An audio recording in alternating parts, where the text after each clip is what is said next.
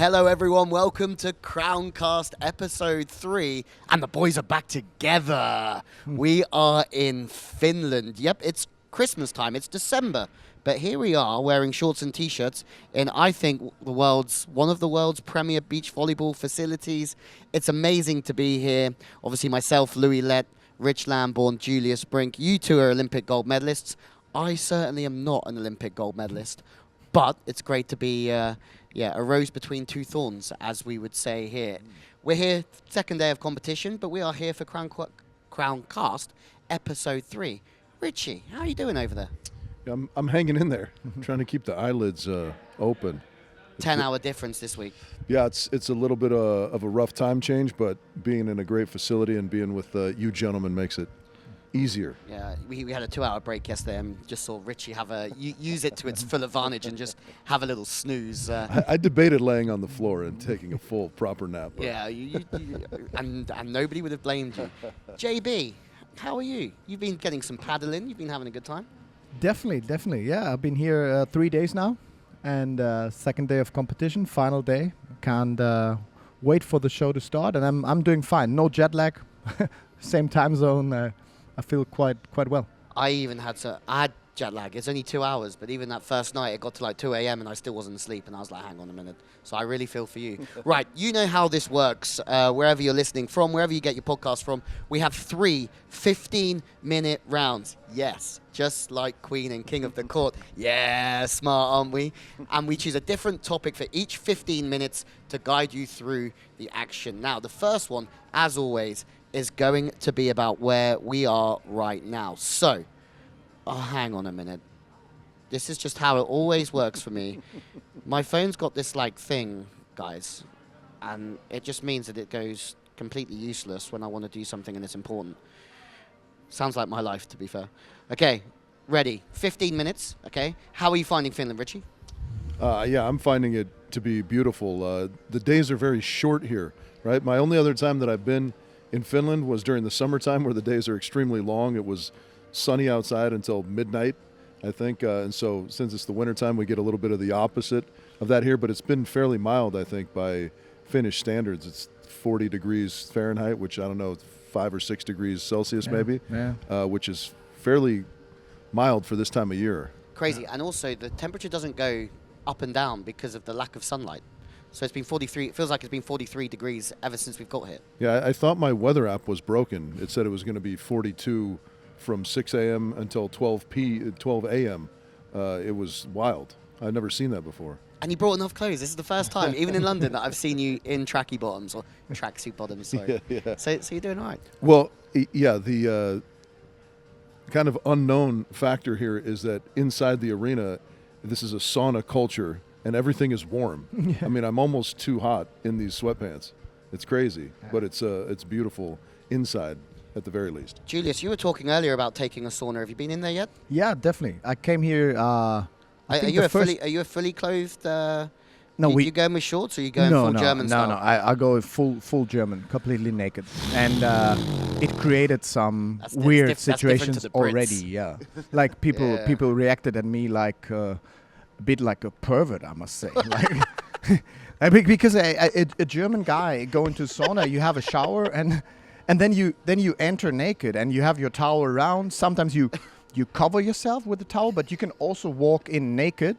And I did yesterday, and we had some colleagues coming with us, like Eagles, the Latvian referee. He had a short on, and Suze, the lady who is doing the scoreboard, she wore like a bathing suit or a bikini, and me and Fabi, we were naked. But I must ask them today with a bit of time change, with a night in between, if it was too offensive. But I just acted like I was taught to do. Do you feel like you've crossed the professional boundary? I think I definitely do. I mean, I do from time to time. You know me quite a bit, but do you look at Suze now and think that she can never see you in any other way? No, yeah, it's really a thing. Like and the good thing was some Finnish people entered the sauna as well, and we learned a lot about that sauna culture. I bet they did. Yeah. No, it's really a big thing here. It's not just the sauna how I get used to go after training or go there for recovery reasons. Here, the biggest deals, even in the history of that country, by presidents, have always been made in saunas. They also have that that saying that if you want to kill someone, you bring someone behind the sauna. That's what they say in their language. Do you think they make? Do you think they make a business deal and go, "Do you want to shake on it?" No, it's actually big business deals are made in saunas. In here, it's a high tradition, and it's not just the temperature, the seating, the wood, and the floor, and the heater. It's way more in their culture with sauna than I ever thought. Yeah, well, I haven't witnessed any of what you've just spoken about in all of its glory. Yeah, I mean, not to be too off color, but that's when you know you got a nice piece, when you're not afraid to walk in naked in front of your work colleagues. I think I mean, it's Christmas and weird stuff does happen in work culture at Christmas. It was shocking. It was really shocking. But I kept on. Said the man that did it. I kept on talking to these two, and they answered as it is a normal conversation with clothes on. I mean, they had clothes on. Did you think at any point I should go and get a towel? Did that cross your mind, or did you just? Yeah. I mean, the tradition in Germany is that you don't sweat on the wood, so you enter with a towel, but then you take off the towel and you put the towel on the seat or on the bench to sit on that towel, and then you are naked. But I mean, you don't have your legs open like hell and show what you have. I was trying to act as normal German sauna style as I was used to do. Great story coming from a man that off air just before we went on said, if anyone looked at my Instagram algorithm, they'd think I'm having a midlife crisis. That's another topic. No, we won't go there. We're also finding out that normal German means pervert in the rest of the world. Okay. What a great story. And going back to seriousness, we were speaking yesterday, we'd love to go to the forest and hit a sauna and an ice bath. Although the English, I don't know what you guys are like, but we don't go in there without shorts on. Like, yeah. But I did go to Germany once, and it scarred me for life, to be fair. Yeah, I was out of my comfort zone fully, which doesn't happen a lot, but that did get it there. Okay, what else about Finland? We're going to talk about the Bitsi Salmisaari, which is the center that we're in now in Finland. I don't think it gets much better than this. I mean, you think about state-of-the-art beach volleyball center. Whoever designed this, the architect, deserves a lot of credit because nothing's gonna miss here. Now, it's like definitely the most modern indoor facility, beach volleyball facility I've ever been to, and it's not just. Usually, I come to facilities which is built for players, so they have good courts and the sand is great.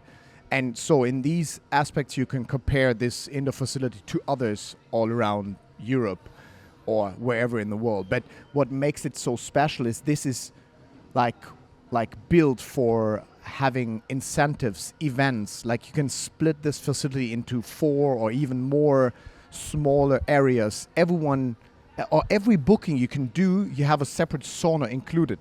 And that's why we come back to that sauna culture. I bet it is. Yeah. There are 4 saunas in this building. You don't probably see it on screen because we just have the center court here. But right next to the center court, we could build another center court in the other hall, which is separated a bit. I mean, the sand is super nice, a nice color. The temperature, usually in European indoor facilities, is quite cold. The sand is cold. Here, you feel like you're at the beach, and this is what they really want to create, a feeling that you enter, you take off your shoes, and immediately the summer feeling starts. Indoor, there's no need or no thing you miss to go to a beach than going indoors. Yeah, there's a few things that we spoke about yesterday. In this second court, which is just around the back, I think you could fit 5 courts in here. I don't know how many they do, 4 at least. I think they could even go for more. Yeah. And you walk through here in the second hall, and there's stairs that doubles up as a really nice viewing gallery. There's a boardroom that's soundproof down here for 25 people. There's another 3 or 4 big office rooms. There's a kitchen that pump out amazing food because they also run a catering company.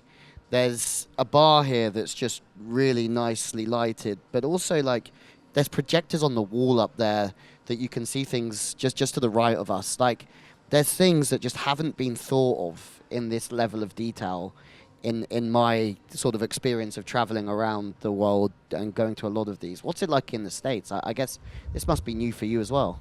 Yeah, it certainly is. I mean, I'm fortunate to live in a place where we have the actual beach and pretty decent weather to utilize the beach basically year round. So this type of facility isn't something that we have even close. It's extremely impressive, and I mean, this building we're in general also has so many other, like there's this rock climbing center on a different floor that's wild. Like it has massively high, every different iteration of rock climbing you would want. Are you a heights guy? Would you have a go? Oh no. No, me neither. No. Edges and heights terrify me. Isn't there on ground floor? Is there an ice skating area? Right? Isn't there?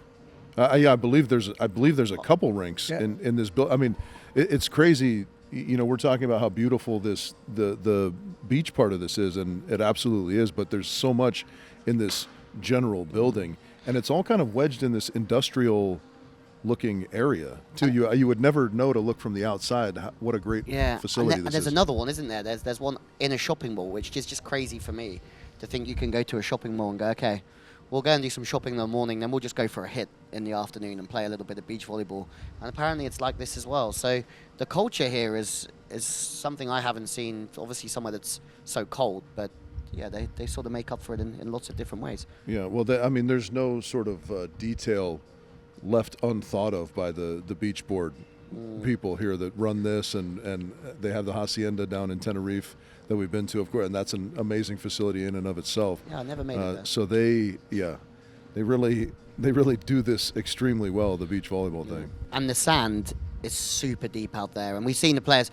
We're not going to go too much into the tournament. The tournament's great, but by the time this podcast comes out, it's going to be a week or so after this competition's finished. But we've had some great moments. Are there any moments that have stood out for you so far in this, or is there anything sort of? We saw yesterday that the sand's really deep, so we get that feeling in the last 15 minutes that people are starting to be a little bit cooked out there. Yeah, I was exactly feeling myself into that in the sauna. Into that heavy breathing. Like I saw some players like finishing their rounds, like having like long rallies, and then this feeling when your legs are burning and you're breathing like hell, and then you watch in normal beach volleyball you have way more options to deal with that time. Like you get some 5 or 6 seconds extra by cleaning your glasses, all these tricks players know. But here they have to go next round. So I felt myself quite into the end of the season when your endurance is probably not the best, and then suddenly you come to this facility and I think every movement here costs you another 20-25% extra energy.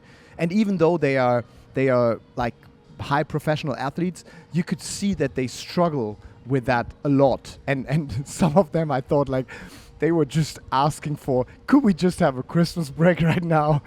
It's the longest season ever because the World Champs have been so late. And then we come up with this tournament right before Christmas. And I mean, they gave their very best. The performance is great, but they really have to deal with that deep sand. Like, I remember that. So some players got to Lapland before, though. Like Troy went to Lapland for a bit. We saw him playing beach volleyball in the snow. I mean, if we come here again next year, I'm definitely putting that trip. I'm definitely going to try and make that trip. What about you, Richie? What's been your favorite moment so far? Well, I always like the drama. We like the drama when it comes down to the wire on the clock. You know, we had a situation that was very highly dramatic, mainly for the fans here. We had a Finnish player involved on the men's side. Their tournament life, as it were, or whether they were going to be in the playoff or not in the playoff, came right down to the final buzzer, and that always makes it interesting. Yeah. And how about, we're going to finish this round on how well are we getting looked after here?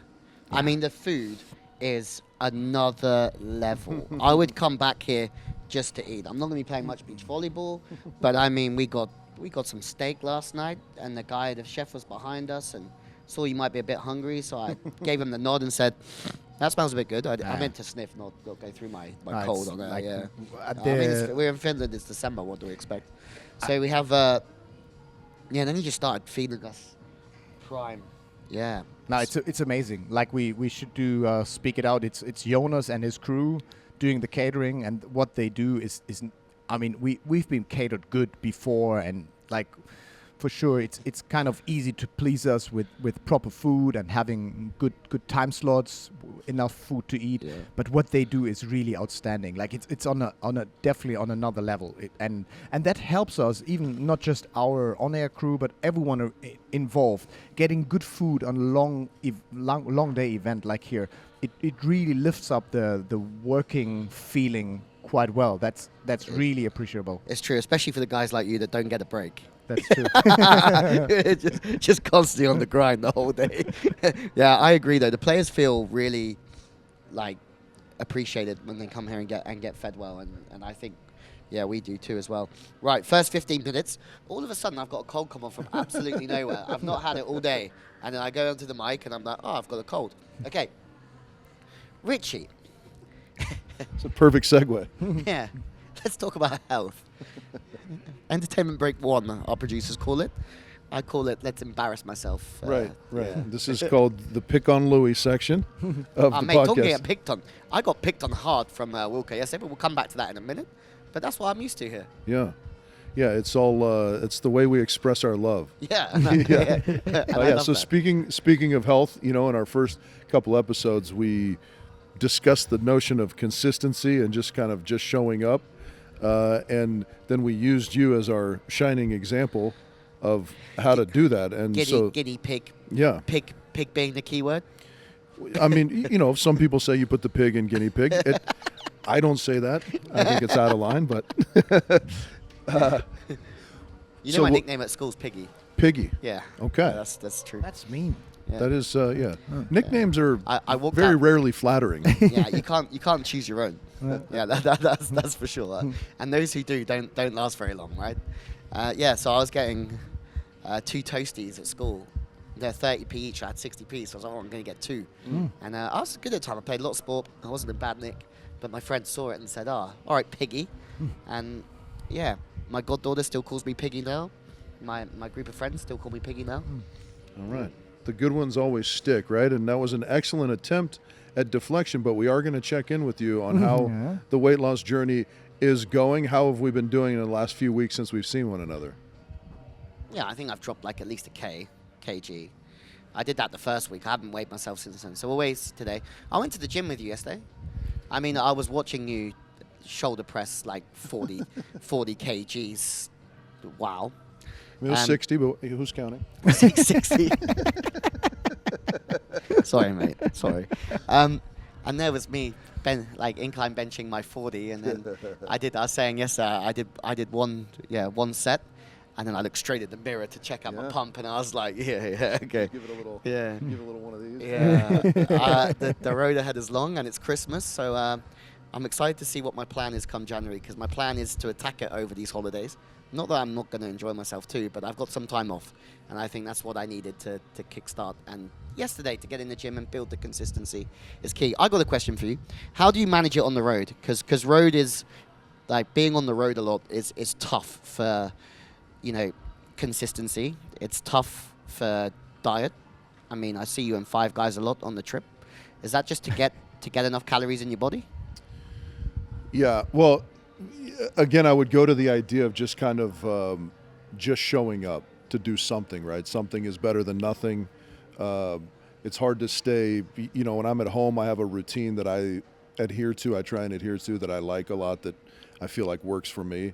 And it's hard when you're traveling and you're in different time zones and such to stay within that routine.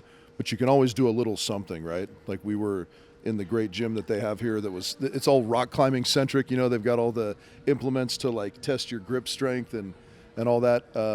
But we make it work, we just get a little something in to get the body moving. It work, yeah. we proper made it work. Yeah. And so you do the best you can in any circumstance, I think. And you mentioned the holidays. Obviously we're going to indulge in a lot of food that we might not otherwise on a normal basis, right? But I also think that that's the importance of just making little small steps on a consistent basis, right? And not, being so strict in life that you can't have fun. Is it bulking season, the holidays for you? I mean, you can call it what you like. There's going to be ham souffle and cinnamon rolls and all that kind of stuff that is getting absolutely crushed at my family's Christmas breakfast. And I'm not even going to be sorry about it at all. No, no, nor would I be. And maybe I need to be more sorry when it's not Christmas about crushing those things. And that's a starting point. But that's a good advice. I read it once by a triathlon runner, or maybe it was a marathon runner, saying that you have to commit to start the training.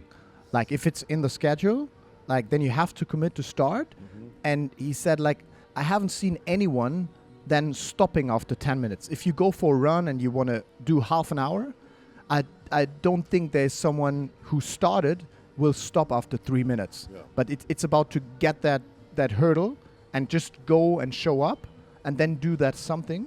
And that is often way more than for sure not showing up. Because if you are in the gym, if you have been dressed up, you see your friends, you put the weights on, like, then you do your stuff.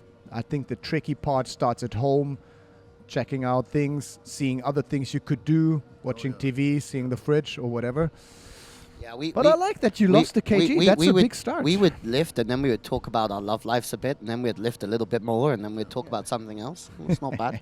Okay, second 15 minutes. We are going to talk about how we got involved with Queen and King of the Court. I mean, I think I've been involved in this journey 5 or 6 years already, and that's gone past like that.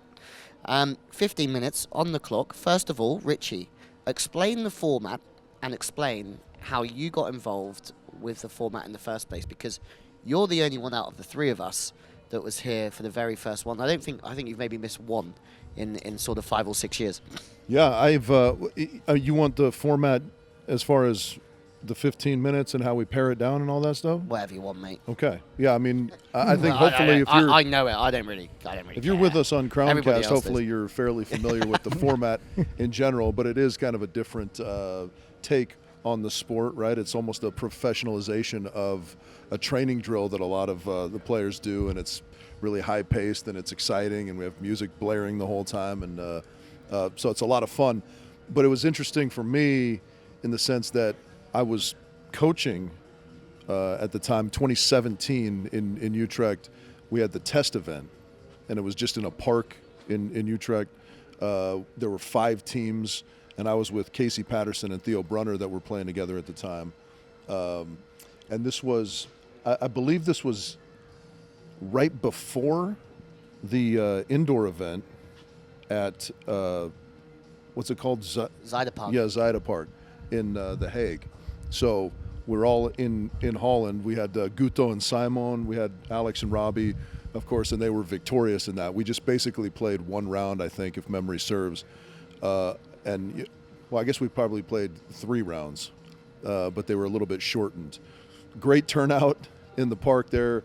It was a lot of fun. And then the next year, we went into kind of a mini tour. We had a proper event in Utrecht. One day it was men's only for those first couple, and then the very next day, like, we all got on a bus, went over to Antwerp, Belgium, had another event. That's actually where we got the sort of iconic Alex Horst bicycle kick for the winner highlight that we've seen, time and time again. That's where that happened. So at what point did Wilco come up to you and go, big rig, have a microphone? Yeah, that was, I think that was more of a byproduct of my guy Josh Glazebrook being involved in sort of helping them with some organizational stuff, because our next 2 events after the Utrecht and the Antwerp were in the United States, in Waikiki in Hawaii, and then in Huntington Beach. So they were working in conjunction with the AVP, and Josh is integral in that organization, obviously. And so I had just kind of started doing some commentary for the AVP, who was just streaming at the time. And it just worked out, hey, here's a fledgling organization. Here's a guy who, barely knows what he's doing also. Maybe it's a good combination. And for the European events, I got to pair with, the most handsome man in volleyball next to Julius, of course, Reinder Numador, and that was a lot of fun. Sorry about that. I have downgraded the Handsome Men's Club in the commentary box with Numador. It's important to have balance in all things. Balance is key, but Yes, sorry, Dumbledore, but nice face.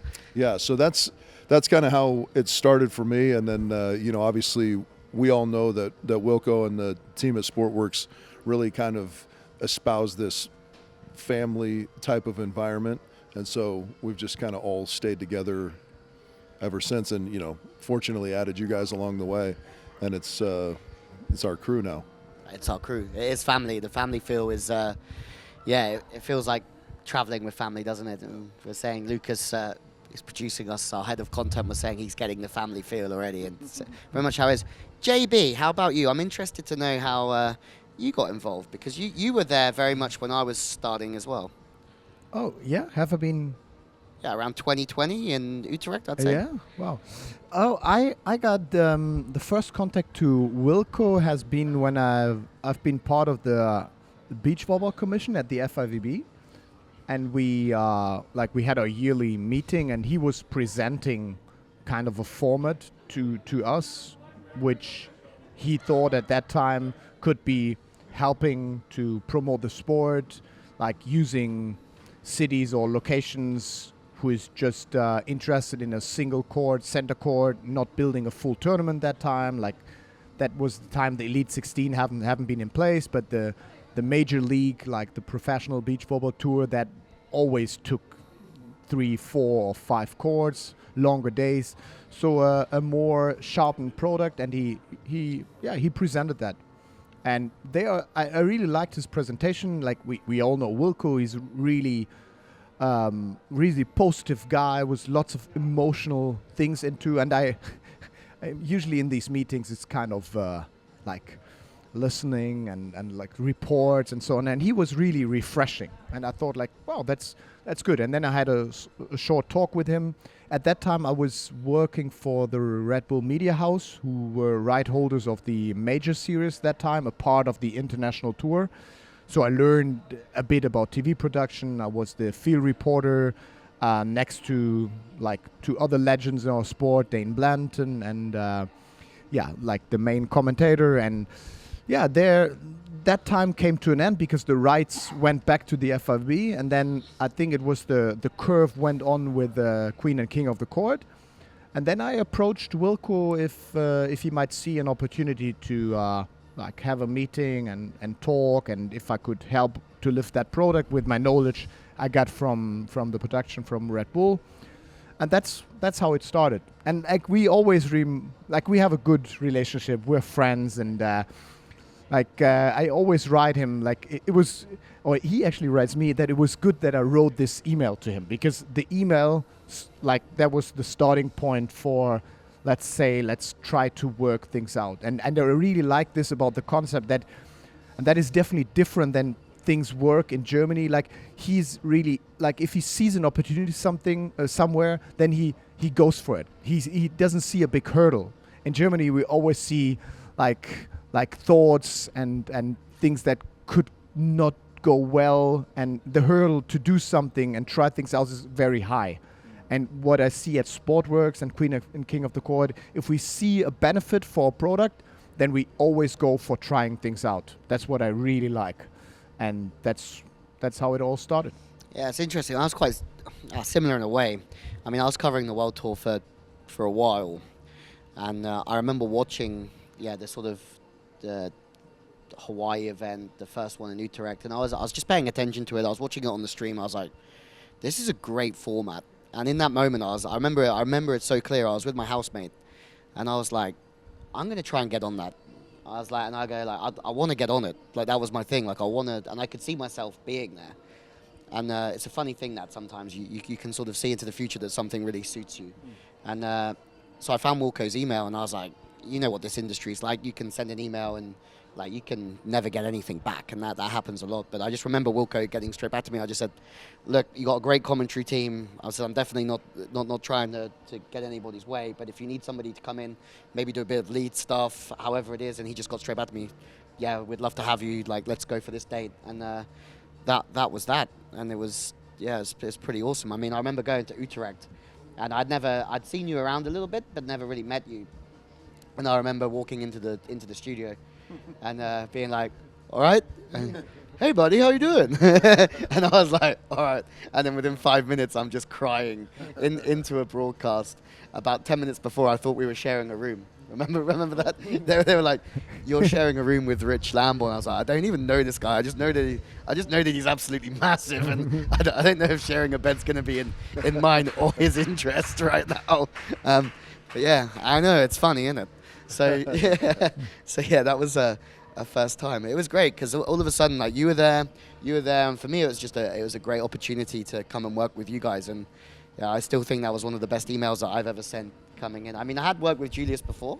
I've told you this story for the World Championships in 2019 with you, Dane, and Nick. Yeah. But yeah, those guys were like a tripod, and I was working my way in at the time. So yeah, it was a great time though. That World Championships was good memory for me as well, because I feel like without that, I don't know if I'd be sat here either. That was a real good platform for me, and working with you guys in Red Bull as well. So now where are we? We've done, 5-6 years? I mean, there's talk of 7 events this year. I mean, it keeps building. We keep coming to new places, and I mean, we keep coming to new places because there's interest in the format, and there's interest in obviously holding this great beach volleyball party. So I'm really intrigued to see where you see this in the next few years, because there's always some good plans. Yeah, I think it's a kind of a deciding phase right now where our product is shifting. Like, for sure, we always have that connection. Will it be Olympic? Can we make it?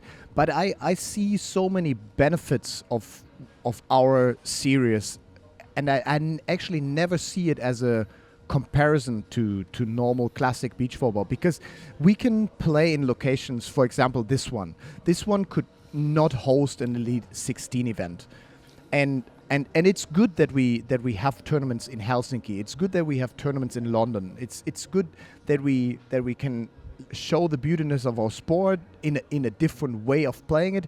It's still beach volleyball. It's 3 contacts. There's a serve. We play with the same rules, and that's why I like it, and that's why I also like that the market shows that we have the goal to show out on 7 events next year, and going to places where beach volleyball didn't put a feet on ground. I mean, London for sure has been the Olympics in 2012, but then there was a long gap. And couldn't go 15 minutes without mentioning it, could it? Same with Paris, and I think that's something that we lose in our sport. That once we discovered a great place, even the Elite 16 or bigger tournaments, they actually create a unique moment, the momentum. But then if you don't go on with the next tournament the next year, you lose everything. And there's so much money invested in, not just talking about the Olympics, but there must be a follow-on tournament. Yeah. Like that was the thing about the World Champs in Australia. It's so hard to create out of nothing a unique World Championships. Correct. And I think the learning was so hard that, like, 2019 World Championships in Germany could be good because we had been playing that ground for 4 or 5 years. And that was a good strategy. And Queen and King of the Court could be the first mover for creating something bigger or using locations which could never host a World Championship. I completely agree. Like, consistency is key. You look at all the big events. Stad, been going for a very long time. You look at although Vienna and Klagenfurt, unfortunately, there's no presence there at the moment. That's been built for a very long time. So sometimes on the World Tour, you see these events pop up for 1 year, and it's a great place, and it's like, no. Correct. Sorry to interrupt. And that happens in markets that the Austrian market broke down because of the bankruptcy of acts, and what a pity that is for that country.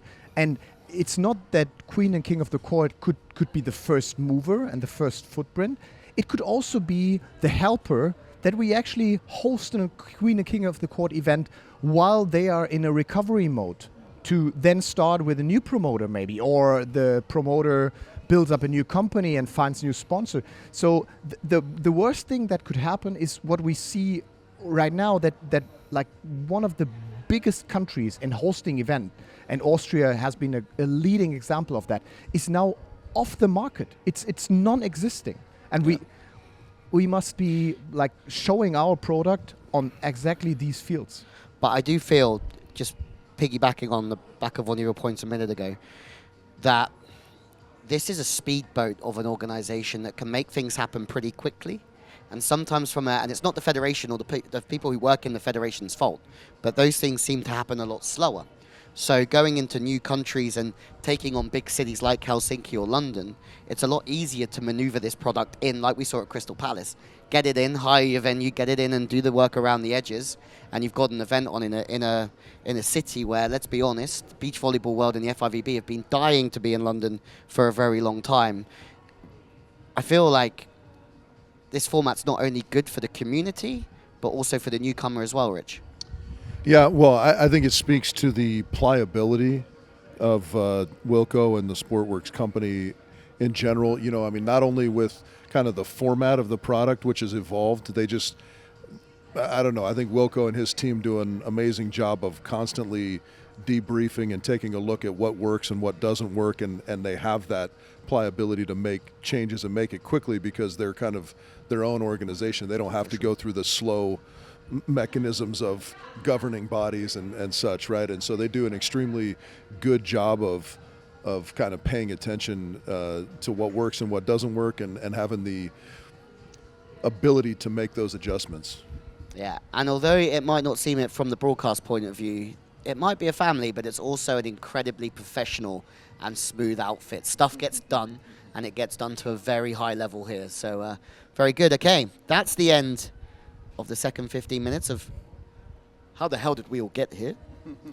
And now it's time to go into the mailbox, because I didn't think that we'd get a mail this early in Crowncast history. I mean, we're only on the third episode, but this is coming from Susie.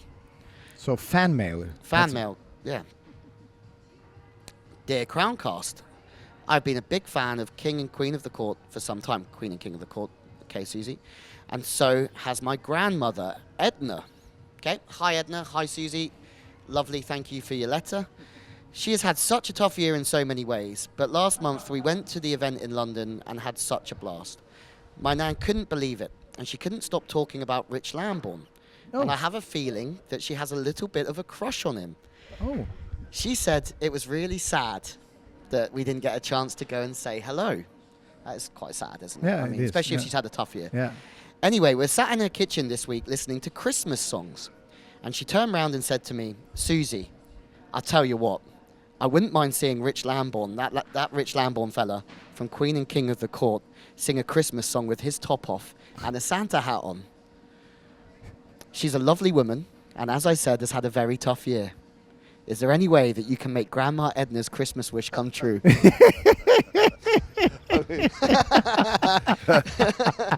straight down that camera. Straight into this camera. Yeah.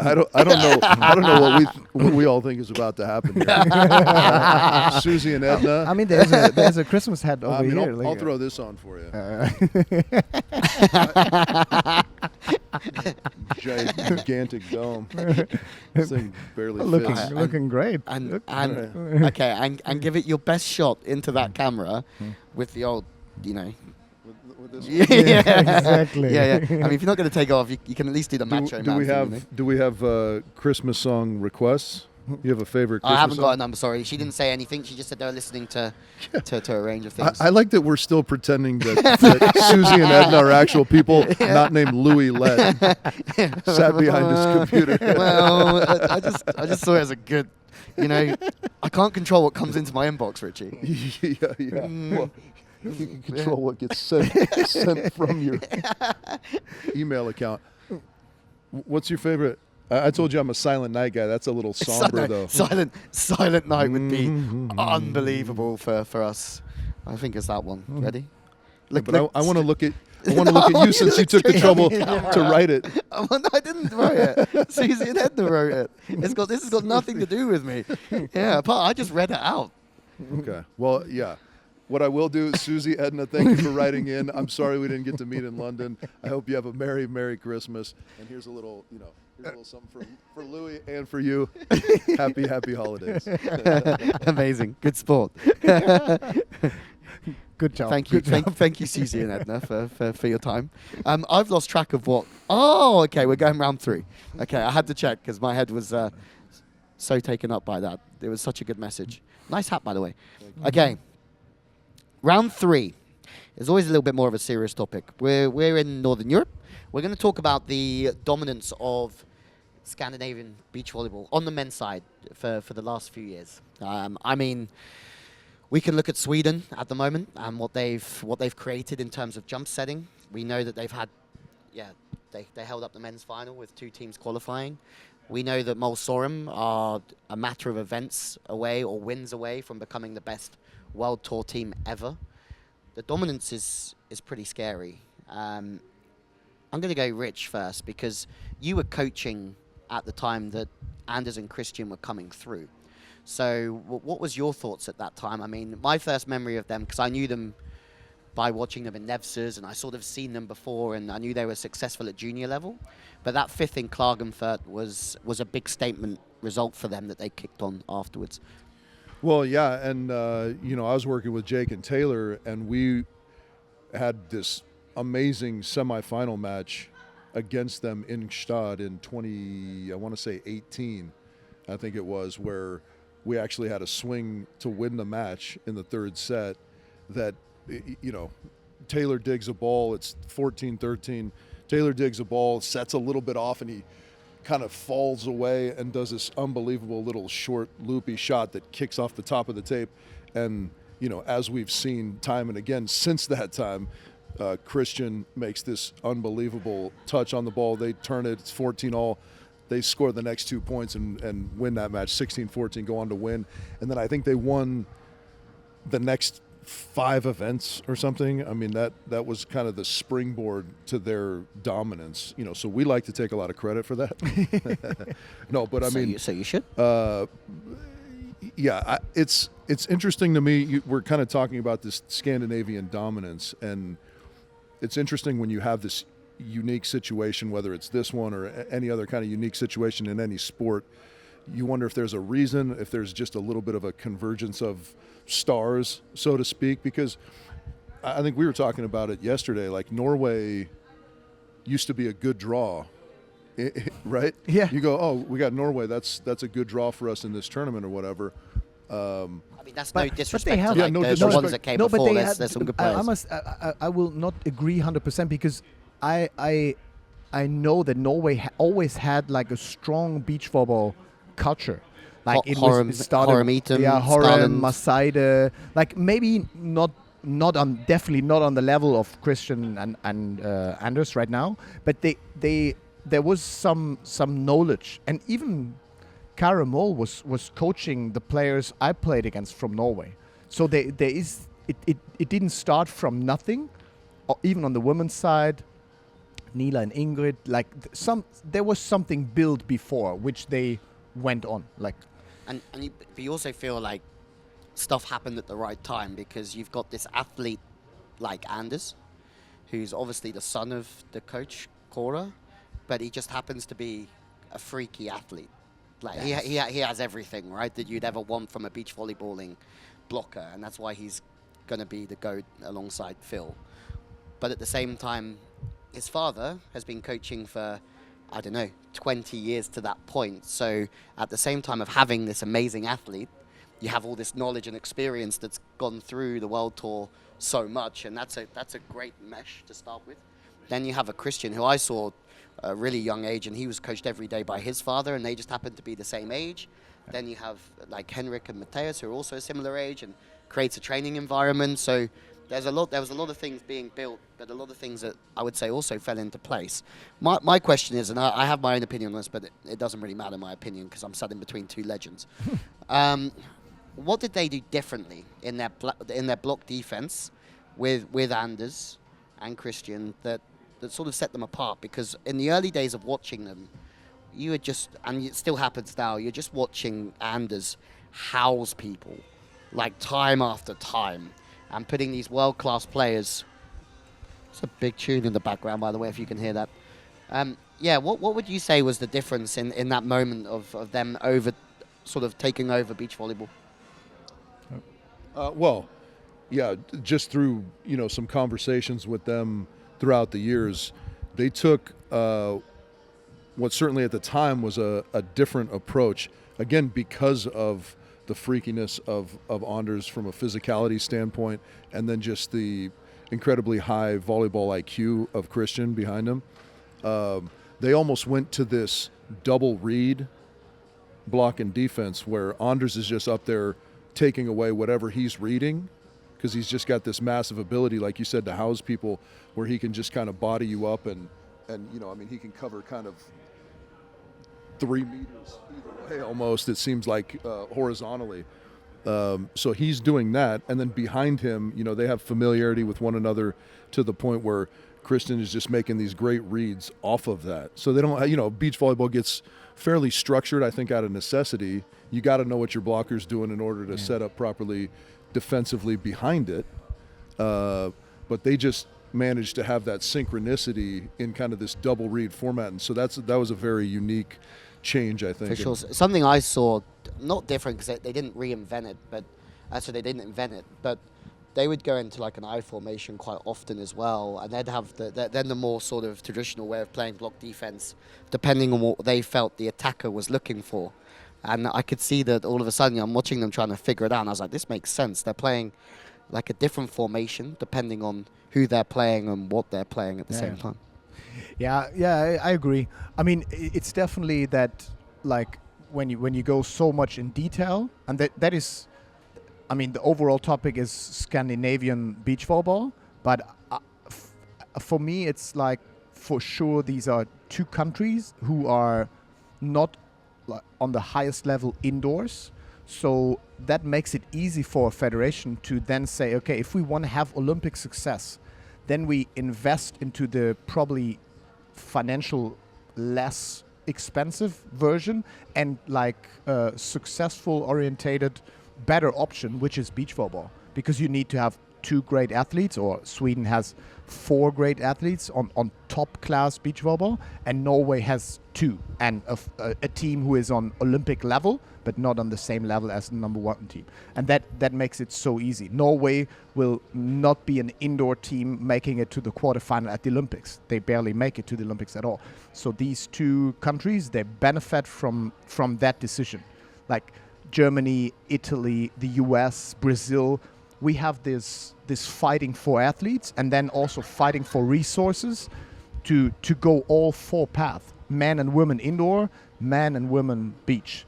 So this is what brings these 2 countries together. But if you see the philosophy of Norway and Sweden, it's a completely different thing. That's my next question when we talk about it, talking you through it. But going back to the block and defense, I must say Christian, and I follow him a lot. Like, I haven't played them, but he is like, for me, with Plavins, with Guto on that reading level in defense, like the same like uniqueness as Anders is in blocking. And I remember playing against Phil Dahlhauser in his prime. It was like you got served, and then oh, wow, there is this guy waiting for me, and you never know what he's doing. Like, he's playing, we call it one-on-one, and he's free to do whatever he reads, he's going for. He's like Phil, if he has been able to get the angle or take that line, no matter what the tactical approach was, he was always free to do it. And Anders is the same, and he's even having different options to score the same damage, seeing that as an attacker. And behind him, there's the same version as a defender. That makes them so unique. The Swedish style of block and defense is completely different. Well, that's what I was going to say. If you run an up and down ball on Anders and Christian, they're going to have a good time. Right? It plays right into their strengths. So it was going to take something thinking, like, you had to think a little bit outside the box if you're going to try and dominate the likes of Anders Malm. I'm not saying they dominate, that's not the case. But then Sweden come along, and Anders Christiansen is somebody that you know really well because you played for him at Mosaic. And he's been a very successful coach throughout his career with the Swedish national team. He's been a very successful coach in Japan, and then obviously club volleyball as well. And then teaming up with Razi, a young, very knowledgeable beach coach who's been around for a long time too. They've created the jump setting system. And my first memory of seeing them train was in Tenerife a few years ago, where they were known, but they were sort of making their way. And they were confidently telling me that they were going to like be better than the Vikings and be beating the Vikings in sort of the next 3 or 4 years. And I was like, whoa, I'm commentating on this every time, and they're just housing everybody. And I'm like, that's a big statement, but fair play. They've come out and they've won a world championship, an Olympic gold medal, and yeah, they were right. So what is it about the system that you think that you've seen from Sweden and the maturity of those young boys? Because sometimes you forget they're so young. Well, yeah, you certainly do. I think, I hate to minimize it because Anders is an unbelievable volleyball mind, right? And so he thinks through things a tremendous amount. But if I were to sort of try and distill it down, as I understand it anyways, their basic philosophy is you cannot block us if you're not in front of us to block, right? He actually, he has very, as I see it, Swedish, very kind of stern, stringent viewpoints on things. Like, this is an actual quote from him: "If you got blocked, it's because you made the decision to get blocked," which is a crazy way, in my opinion, to think about that. But there's some truth to it, right? Is you made a bad choice, and therefore you got blocked. And so I think the sort of foundational philosophy behind the jump setting and all the motion and stuff that they do is it alleviates some of that decision making if the block isn't there for you to hit into, right? And so they're, much like indoor, you're always trying to run to space as a middle hitter or an outside hitter. Your setter's trying to get you one-on-one or hopefully one-on-nobody so that there's not a block there. That's kind of what they're doing on the beach. And then they just so happen, again, to lean towards the fortuitous side of it, they have these great athletes that are capable of implementing that system. Well, right? that was my next question. You couldn't go and get an Oleg Stoyanovsky and go, okay, we're going to run this system. You couldn't go and get anybody. So you need to have. I mean, they're light framed.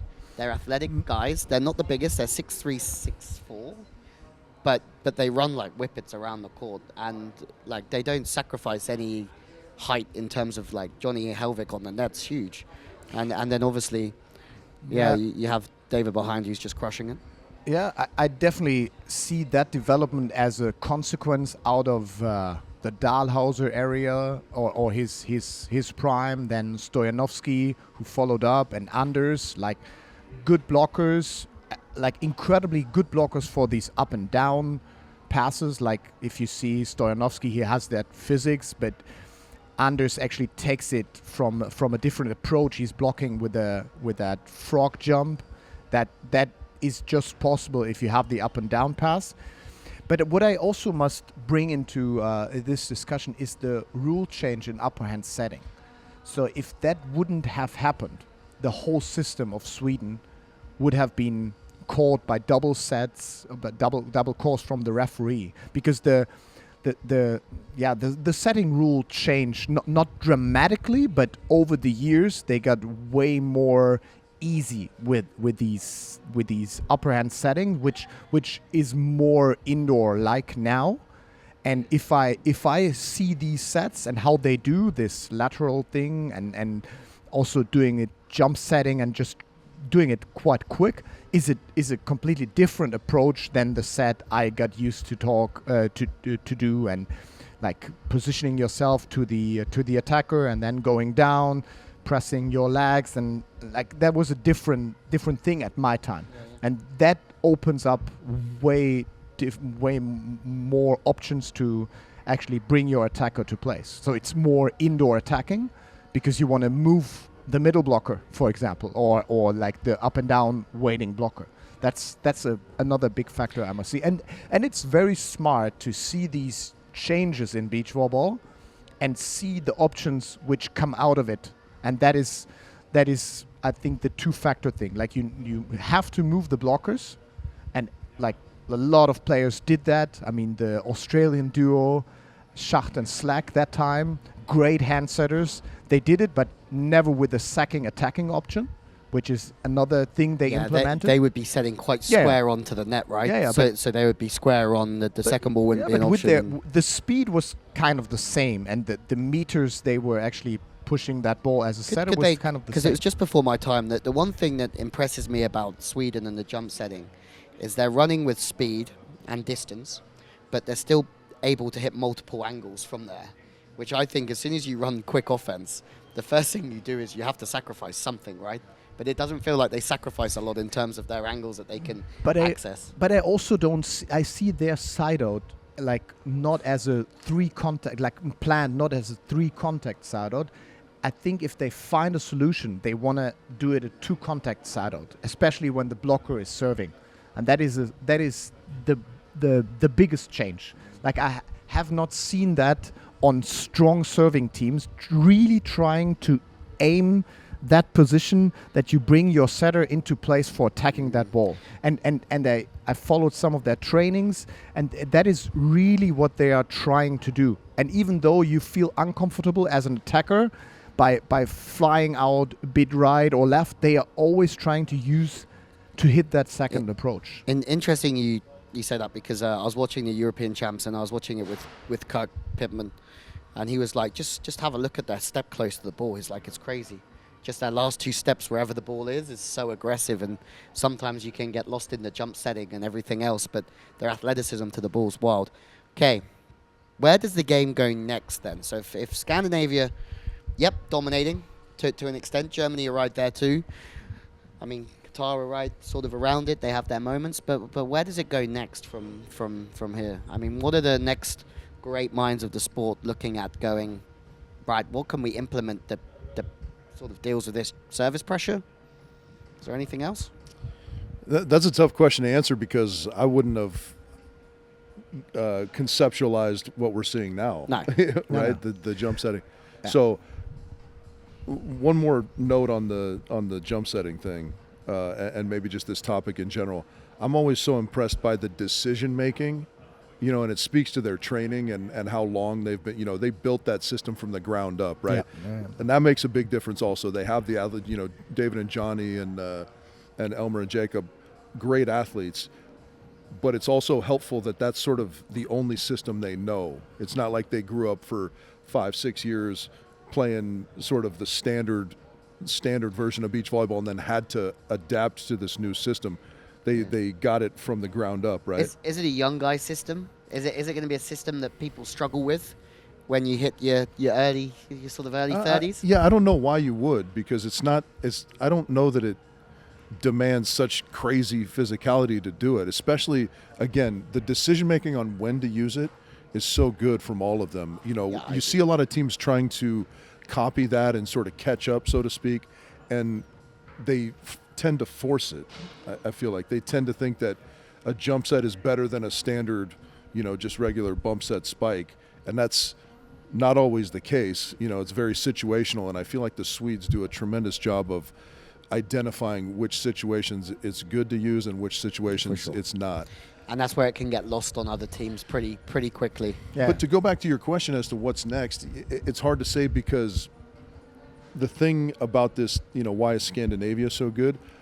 You have two completely different styles of volleyball that are being played, but the thing I love about both the Vikings and the Swedes is that they lean into their strengths, right? I mean, Anders is this freak athlete at the net, and so he doesn't need to do a lot of running around and finding space. He can just overpower you.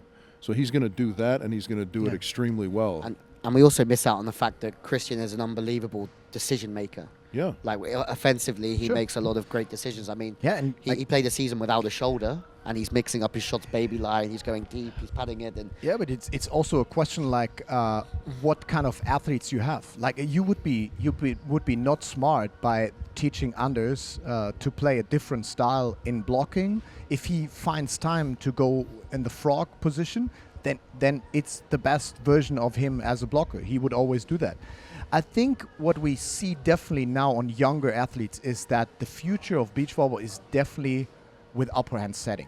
Like, you need to have options to get these big blockers who will always come with the younger generation training more professional. They will become more athletic, and more of these, like maybe not on that level, but under small, like physically gifted, and then really train smart in the younger years to have a long-lasting career. I think we're going to see out of these, especially European systems, more of these athletes coming up. I believe there are some young Polish athletes who can get the same. We don't know what's in Russia, but they have incredibly athletes as well. They have that knowledge about how important the weightlifting factor is. And what I definitely doubt is that we see athletes on top of the world not using upper hand setting. Like that is a factor that Christian is maybe limited, but Anders doesn't need that upper hand set so much. So that's a puzzle piece that fits completely. But with the weakness of not upper hand setting, no other athlete than Anders could handle that quite well. And I mean, think about the days when you were playing. A lot more players were bump setting a lot more. There's a lot of bump setting, and now I can't name too many who bump set out of choice at the moment. That's 20 minutes around. Oh, is it? Yeah, we could extend that. Well, that's always the final round. Could always go on for a very, very long time. So there you have it. That's episode 3 of Crowncast, gents. Mm-hmm. Thank you very much for your time. Wherever you're watching from or listening from, it will be after Christmas by the time that this comes out. So we wish you a Merry Christmas. We hope you had a lovely Christmas with your loved ones and friends and family. And we hope that you're enjoying the King of the Court, Queen and King of the Court content. But from us, I guess we say Merry Christmas, or I hope you've had a great Christmas. I don't know. We will definitely have Merry Christmas, yeah. And feel free to send in more of these fan letters. Yeah? Susie, like Edna. Wherever you are, Susie, Edna, or whoever wants to send a mail, you're going to find us in our mailbox. Thank you. And as Richie keeps growing, we hope he grows into a better sport, you know. Guys, he was a great sport. Have a great Christmas. Hope you had a great Christmas. We will see you soon. Keep an eye out for some exciting news from the Queen and King of the Court team. And remember that you can find this podcast wherever you want. Just go search it. No problem. See you later. See you next time.